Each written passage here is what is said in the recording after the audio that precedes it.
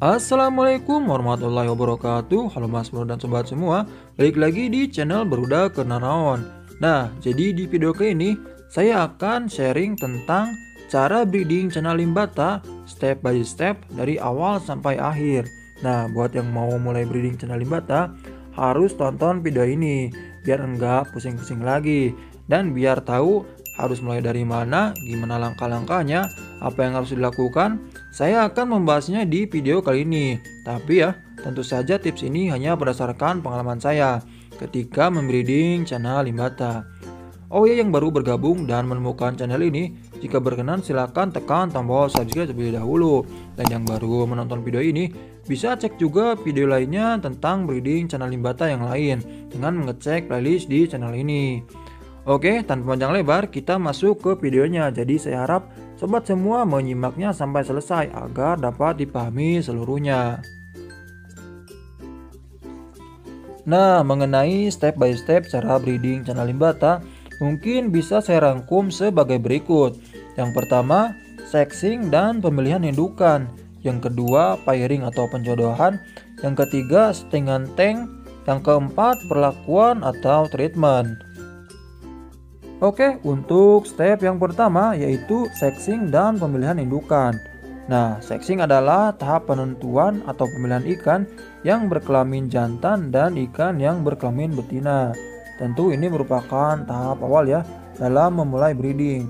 Jadi kita harus tahu betul-betul ya kalau ikan yang akan kita breeding kan udah benar-benar fix jantan dan betina. Karena terkadang bisa keliru juga. Saya pun beberapa kali terkecoh. Jadi ya, limbata yang sudah saya pairkan ternyata jantan semua dan bahkan betina semua. Nah, dari informasi yang banyak bertebaran di YouTube, khususnya ya, ciri umum limbata jantan dan betina itu bisa dilihat dari 3 hal berikut. Yang pertama dari segi warna, yang kedua dari bentuk kepala, dan yang ketiga dari bentuk lubang anal.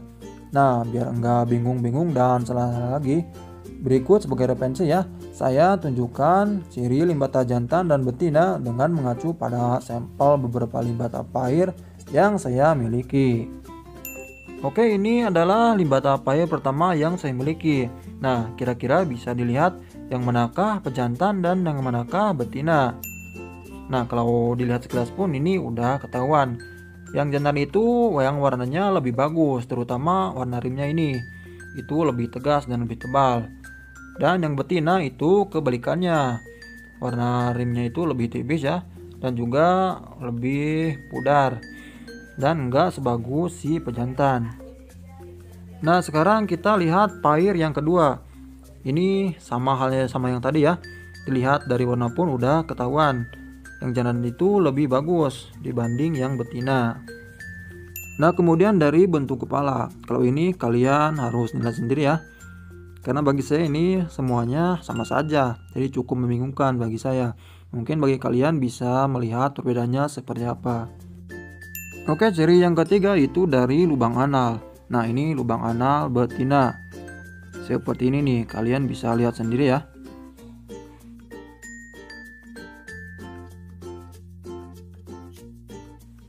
Nah, dari warna pun ini agak pudar. Oke, sekarang kita lihat bentuk anal si pejantan.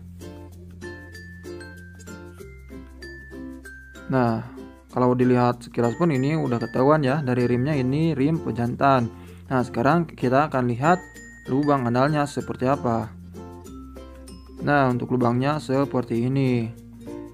Lubang anal si pejantan. Oke, bisa kalian nilai sendiri ya. Kira-kira ini keliru apa benar? Nah, sekali lagi ini lubang anal pejantan. Nah, oke Mas Bro, kali ini kita akan keluarin pairang ini biar kita lihat ya lubang analnya seperti apa.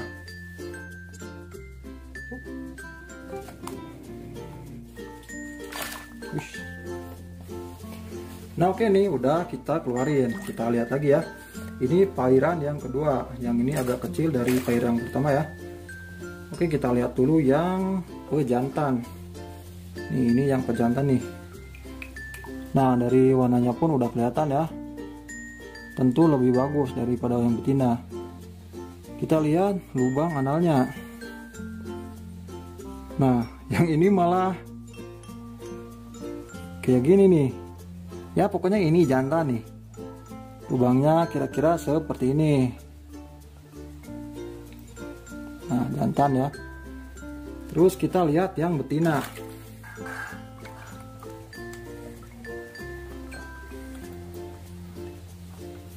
Nah, yang betina dari warna pun udah kelihatan ya. Enggak sebagus si pejantan. Terus kita lihat lubang analnya. Nah, ini seperti ini nih, betina. Ya kalian nilai sendiri ya. Betina warnanya enggak sebagus jantan dan lubang analnya seperti ini. Oke, itu tadi ciri limbata jantan dan betina dari dua pair sampel yang saya miliki. Oke, mungkin bisa kalian nilai sendiri ya. Oke, selain masalah sexing, kualifikasi indukan juga nggak kalah penting, yang mencakup yang pertama dari size atau ukuran. Nah, untuk size ya, jantan dan betina diusahakan memiliki ukuran yang sama. Ya, kalau berbeda pun perbedaannya nggak terlalu jomplang. Nah, lalu ukuran berapa limbata udah bisa dibreedingkan? Oke, kalau menurut ukuran ya, sebenarnya nggak bisa jadi patokan. Tetapi kalau menurut saya, idealnya di size 15 ke atas. Ya meskipun 15 ke bawah juga bisa, bahkan 10 cm juga bisa, tetapi saya sarankan di rentang 15 ke atas. Kenapa? Karena ya dari ukuran segini, rata-rata limbata udah mulai matang gonad. Ya meskipun belum, nanti ya untuk proses kematangannya bisa lebih cepat. Dan juga makin besar size indukan, tentu jumlah telur atau anakan yang dihasilkan nanti bisa lebih banyak. Kemudian kualitas indukan. Nah, untuk ini sebenarnya nggak wajib, tetapi lebih baiknya pilih indukan yang bagus, terutama dari segi warna dan ketebalan rim, biar nanti gennya turun ke anak-anaknya. Oke, step yang kedua yaitu pairing atau penjodohan. Nah, setelah pemilihan indukan, selanjutnya tentu akan kita pairkan atau pasangkan. Oke, untuk tahap awal pairing, kita bisa lakukan penyekatan seperti ini. Jadi ya, fungsinya itu untuk saling mengenal, melihat, dan menginteraksikan secara tidak langsung. Nah, penyekatan ini bisa berlangsung 1-2 minggu tergantung perkembangan limbatannya juga. Nah, pada saat proses awal penyekatan, limbatannya tentu akan saling pairing seperti ini. Ini wajar ya. Kemudian jika dirasa udah akur, mungkin sekitar 1 mingguan, bisa coba dilepas skatnya dan digabungin. Tentu saja dengan pengawasan, takutnya ya nanti berantem brutal dan luka parah. Nah, kalau itu terjadi, langsung sekat lagi. Terus ulangi siklus ini sampai benar-benar akur saat digabungin. Nah, nanti kalau udah berjodoh, nanti itu ciri-cirinya udah enggak berantem. Dan juga nanti si jantan akan selalu nempelin ke si betinanya untuk mencoba mulai ngebola. Oke, selanjutnya step yang ketiga yaitu settingan tank. Nah, settingan tank ini nantinya menyangkut dengan hal kenyamanan si limbatnya itu sendiri. Jadi ya, untuk settingan tank kalau bisa kita usahakan buat selayaknya di habitat aslinya yang terdapat elemen-elemen seperti batu, pasir, kayu-kayuan, dan tumbuhan. Nah, untuk apa? Ya, tentu seperti yang saya sebutkan tadi, untuk kenyamanan saat breeding selimbatannya itu sendiri. Nah, sebagai referensi, berikut saya tunjukkan beberapa settingan breeding yang pernah saya buat. Atau jika mau lengkapnya, cek video ini. Saya udah taruh link videonya di deskripsi. Kemudian ukuran tank breedingnya. Nah, untuk ukuran tank yang akan digunakan, tentu harus disesuaikan dengan ukuran si limbatannya juga. Kalau secara umum, panjang tank minimal harus 3 kali panjang tubuh si limbatannya, dan lebar serta tinggi tank harus minimal 2 kali panjang tubuh si limbatannya. Ya, kalau bicara ukuran langsung, bisa saya sarankan paling minimal ya.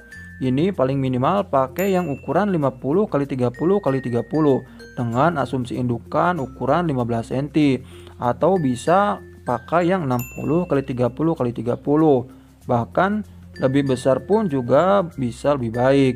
Nah, saya pun pakai ukuran yang keduanya. Step yang keempat yaitu treatment atau perlakuan. Nah, sekarang kita asumsikan limbatannya sekarang udah gabung di tank breeding. Lalu, treatment apa yang harus dilakukan? Oke, yang pertama, treatment tank breedingnya sendiri. Nah, untuk tanknya, saya sarankan bagian permukaan samping kanan, kiri, dan depan ditutup saja atau dihalangi. Bisa pakai koran ataupun bisa pakai kardus bekas seperti yang saya lakukan. Nah, ini tujuannya untuk meminimalisir gangguan, terutama jika tempat tanknya bersinggungan dengan yang banyak aktivitas orangnya. Kemudian masalah lampu. Nah, saya sarankan jangan terlalu lama-lama dinyalakan.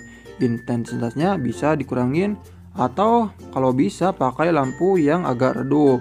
Tetapi ya, jangan sampai full gelap tanpa lampu, terutama bagi yang settingannya pakai tumbuhan. Kemudian masalah kebersihan air. Nah, untuk air kalau bisa ya jangan diapa-apain, terutama jika udah mulai memasuki masa ngeram telur dan menetas. Ya, kalaupun terpaksa dilakukan pergantian air karena udah sangat kotor, lakukanlah secara bertahap dan sedikit-sedikit, biar selimbatannya enggak kaget dan stres akibat perubahan air. Dan yang kedua yaitu treatment limbatannya itu sendiri. Nah, untuk treatment limbata saat breeding sebenarnya sangat simpel. Kita hanya perlu push pakannya saja. Lalu pakan apa yang digunakan? Nah, untuk pakan, gunakanlah pakan alami yang memiliki kandungan protein dan lemak yang tinggi seperti cacing, jangkrik, ulat Hongkong, udang, dan lain-lain. Nah, kenapa harus dipush? Yang pertama, untuk mempercepat kematangan gonad atau pembentukan telur. Yang kedua, untuk meningkatkan birahi. Dan yang ketiga, untuk meminimalisir kemungkinan indukan memakan anak-anaknya karena faktor kurangnya pakan. Nah, setelah semua langkah udah dilakukan, tentunya kita hanya perlu menunggu, mengawasi, dan berdoa. Semoga cepat atau lambat limbatannya bisa segera propen. Oke, mungkin hanya itu beberapa cara atau langkah-langkah membreeding channel limbata versi saya. Mungkin sobat mau menambahkan, bisa tulis di kolom komentar. Nah, kemudian untuk treatment setelah propen, kalian bisa cek video yang ini. Saya sertakan linknya di deskripsi. Oke sobat, mungkin sementara videonya cukup sampai sini. Akhir kata, wassalamualaikum warahmatullahi wabarakatuh. Salam limbata mania, mantap!